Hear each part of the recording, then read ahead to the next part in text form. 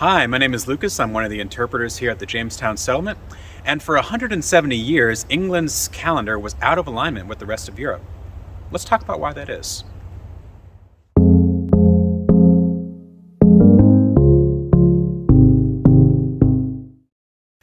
If you're a student of English history, you may notice that there are a few oddities and some discrepancies in the calendar that England and her colonies were using in the 17th and 18th centuries.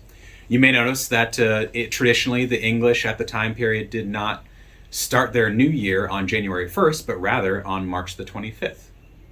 You may also notice that English newspapers of the time period depict an old style and a new style date at the top of the newspaper. If you delve deeper, you may also notice that in the year 1752, the month of September is missing 11 whole days. What is the cause of this? Well, for 1500 years, Europe was using what was called the Julian calendar. Named after the eponymous Julius Caesar, this calendar reckoned the year as lasting 365.25 days. You may know already that this is why we have leap years every 4 years, because the addition of a quarter day every year is accounted for by the addition of one full day at the end of February every 4 years. However, this reckoning of the length of the year was causing a drift because a year is not actually 365 and 1/4 days, but actually 365.242 days. This may seem like a negligible difference, but over the course of many centuries, this was causing a significant drift in the calendar to the point where major holidays like Easter were beginning to drift away from their traditional season. So to address this, Pope Gregory XIII promulgated a new calendar in the year 1582. This new calendar, which would become known as the Gregorian calendar, dropped 10 days from the calendar in order to bring them back into alignment with the tropical year. So under the old style Julian calendar, a 400-year span would have 100 leap years, one every 4 years. Now, because of the miscalculation of the length of a solar year, this was causing the addition of too many days, causing the drift in the calendar. So, under the new reformed Gregorian calendar, there would only be 97 leap years in a 400-year span.